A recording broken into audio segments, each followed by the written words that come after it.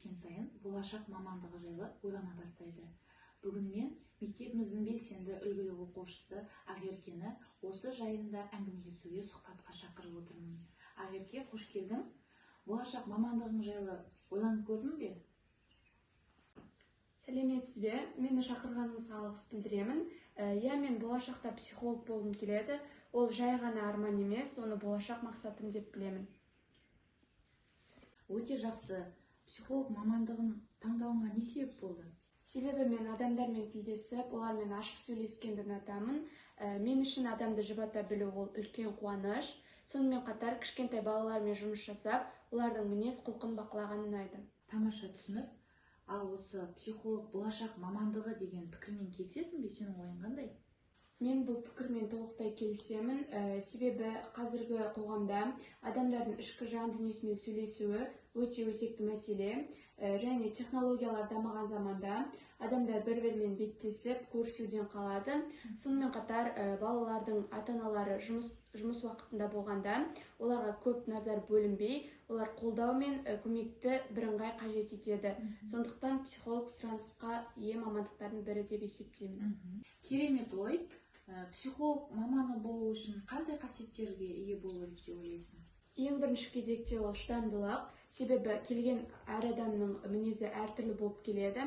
Сонымен қатар жанашырлық пен мейірімділік, әр адам өзін түсінетін жақсы адамды іздеп отырады, және де психолог адамның жүрегіне сенім ұялата білуі қажет деп ойлаймын.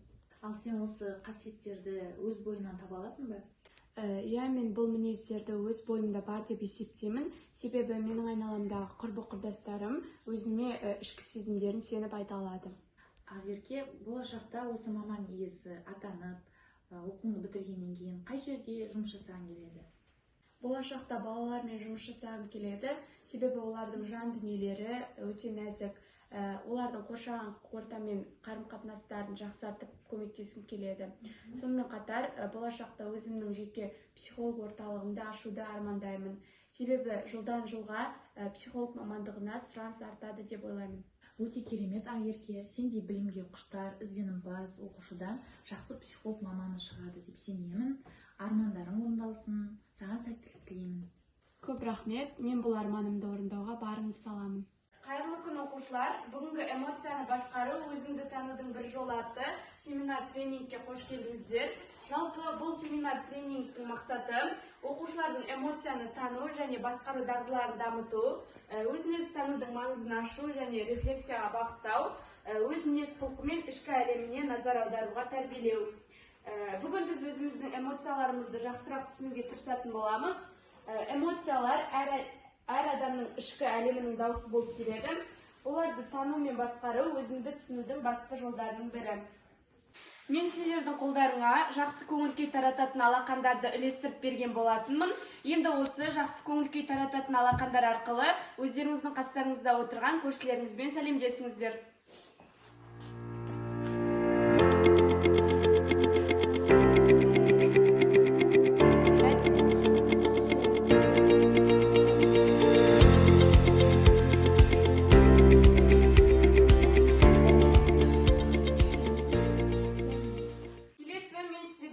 Шағын тест өткізім келіп тұр. Бұл тест эмоция градуснигі деп аталады. Бұл тест арқылы кешегі өткізген күндеріңізде эмоцияларыңыз қандай болғанын белгілей аласыздар. Қазір сіздерге таратып беретін боламын.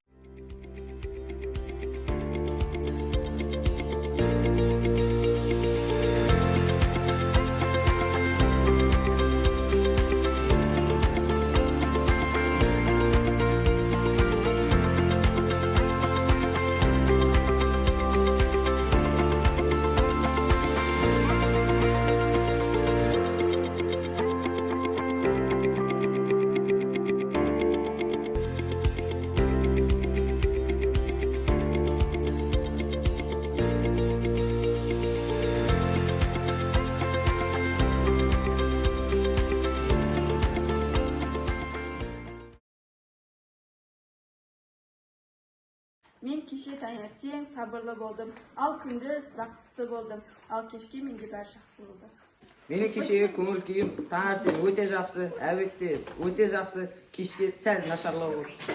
Қолдарыңыздағы тест өздеріңіздің күнделікті өмірдегі, мысалы бір апта немесе бір айдағы өздеріңіздің көңіл күйлеріңізді бақылауға көмектеседі. Келесі сезімдер әлемі атты жаттығу. Қазір сіздердің қолдарыңызда бейнеленген суреттер ұсынылған болатын. Бұл суреттерде қандай эмоция қолданылған және бұндай эмоцияларды сіз қай уақытта сезінетіндеріңізді айтып өтсеңіздер. Бұл қуаныш эмоциясы, бұл эмоцияны мен жақсы хабар естігенде сезінемін.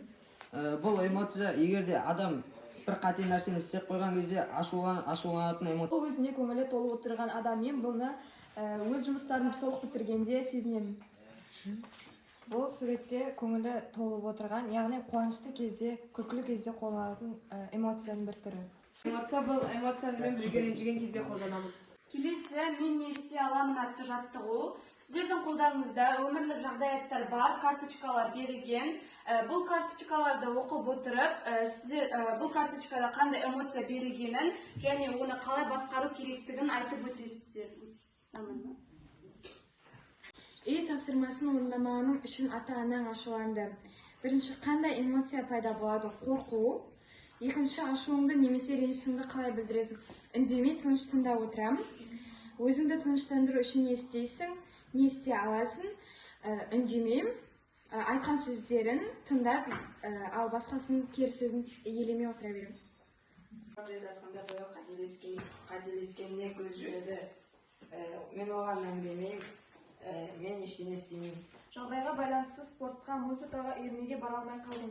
Көңілім түсіп кетеді және де келесіде баруға тырысамын. Сен басқа мектепке немесе жаңа сыныпқа ауыстың. Жаңа адамдар, жаңа ережелер, эмоцияларың қандай болады? Ең алғашқы күндеріне үйренісе алмау, дұрыс танымау, ыңғайсыздық эмоциясы болады. Жаңадан бері сіздер әртүрлі эмоциялармен танысқан болатынсыздар. Соның ішінде жағымсыз эмоциялар өте көп. Сол жағымсыз эмоцияларды жағымды эмоцияларға айналдыру үшін мен сіздерге қазір бір техника ұсынғым келіп тұр. Ең алдымен 4 секунд мұрынмен терең дем алып, содан соң 4 секунд демді ұстап тұрып, оны ауызбен шығаратын боласыздар. Ал енді бастаймыз. Мұрынмен терең дем аламыз және оны ауызбен шығарамыз. Қазір сіздер істеген жаттығу, сіздер қобалжып, бір нәрседен қорыққанда жақсы көмектесетін болады. Әр адамның жағымсыз эмоцияларды шығару дағдылары болады. Енді қазір сіздердің қолдарыңызда стикерлер берілген. Бұл стикерлерге сіздер қобалжығанда немесе ашуланғанда оны қалай басу керектігін өздеріңіздің әдіс тәсілдеріңізді ұсынып кетсеңіздер.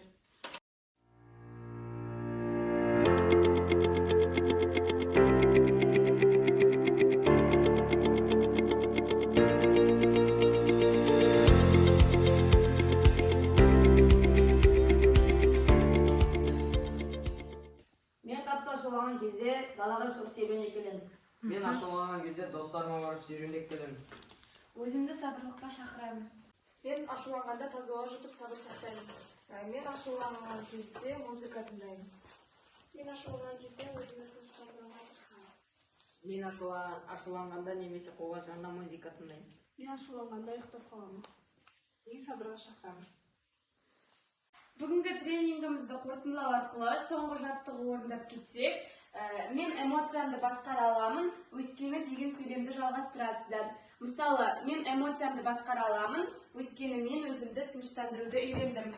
Мен өз эмоциямды басқара аламын, себебі бүгінгі тренингте өз эмоциямды басқару туралы білдім.